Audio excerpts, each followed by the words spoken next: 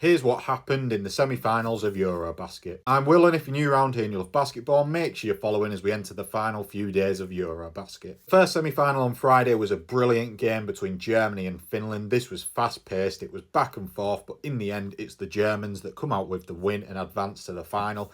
Finland actually started off really hot in this game, but they just couldn't slow Germany down defensively. For Germany, their defensive game plan, as we discussed in the preview, was that 5-out offense of Finland and that they were going to just switch absolutely everything, and they did that. Dennis Schroeder was excellent, 26 points, 12 assists. Franz Wagner had 22. Tristan da Silva had 13. Tristan da Silva and Isaac Bonga were both really good on Lauri Markkanen. They held him to just 16 points.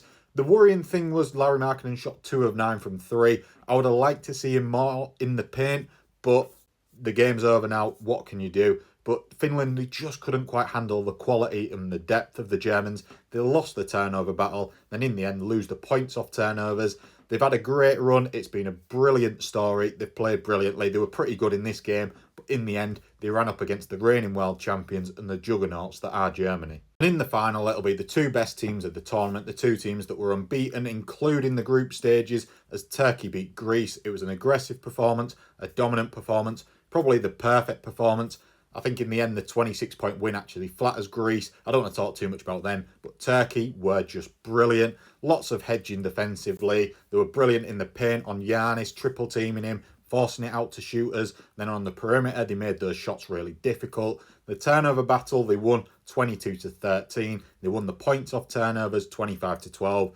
The writing was very much on the wall at halftime, but Ercan Osmani, the game of his life, 28 points. Cedi Osman had 17. He had so many brilliant backdoor cuts that Alperen Şengün found him with. Şengün maybe didn't stuff the stat sheet, but he was still excellent. 15 points, 12 rebounds.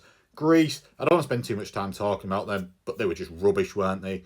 It felt a bit of a waste of time later on. You thought at halftime, maybe, they'll come out with a bit of energy. They really didn't. It looked, and I hate saying this, it looked like they gave up a little bit late on and they just thought, let's get this game over with. But Turkey were brilliant. Let's focus on them. They deserve the win massively. And now the final is a fantastic one. Germany, Turkey. Make sure you stay tuned because I'll be dropping a preview for it tomorrow.